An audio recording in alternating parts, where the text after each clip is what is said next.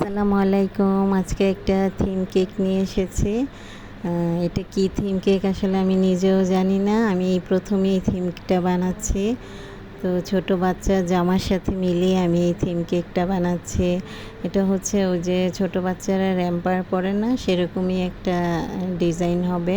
তো র্যাম্পারের যে ফিতাটা থাকে সেটা আমি বানাচ্ছি। তারপরে কিছু বোতাম দিয়ে দিচ্ছি। মাঝখানে যে বউটা থাকে এটা এখন আমি বানাচ্ছি। তো এটা বানানো কিন্তু খুবই সহজ। তো লম্বা আমি একটা ফিতা টেনে নিয়েছি, তারপর এখানে কিছু কুচি দিয়ে দিচ্ছি, সাইডেও কিছু কুচি দিয়ে তারপর আমি মাঝখানে একটু ফুলে থাকার জন্য আমি কলম ব্যবহার করেছি। তারপর এগুলো আমি রেস্টে রেখে দেব। এগুলো রেস্টে রেখে দিয়ে তারপর আমি এগুলো কেকের উপর বসাবো। তো এই তো আমার থিম কেকের ইয়াগুলো বানানো শেষ।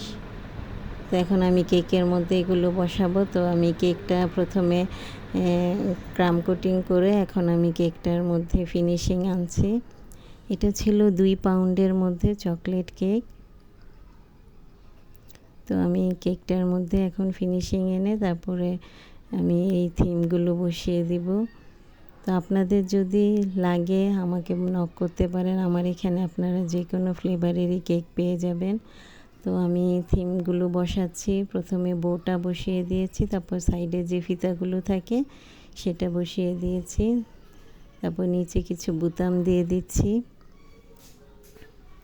তারপর বাচ্চার 1 বছর বলে আমি উপরে একটা 1 নাম্বার লিখে দিয়েছি। তারপর আমি এখন নামটা লিখে দিব। এই তো আমার কেকের ডেকোরেশন প্রায় শেষ। তো এটা কি থিম কেক আমি জানি না, আপনাদের যদি জানা থাকে তাহলে আমাকে বলবেন। তো ভালো থাকবেন সবাই। এই তো আমার কেকের ডেকোরেশন শেষ, কেমন হয়েছে জানাবেন। আল্লাহ হাফেজ।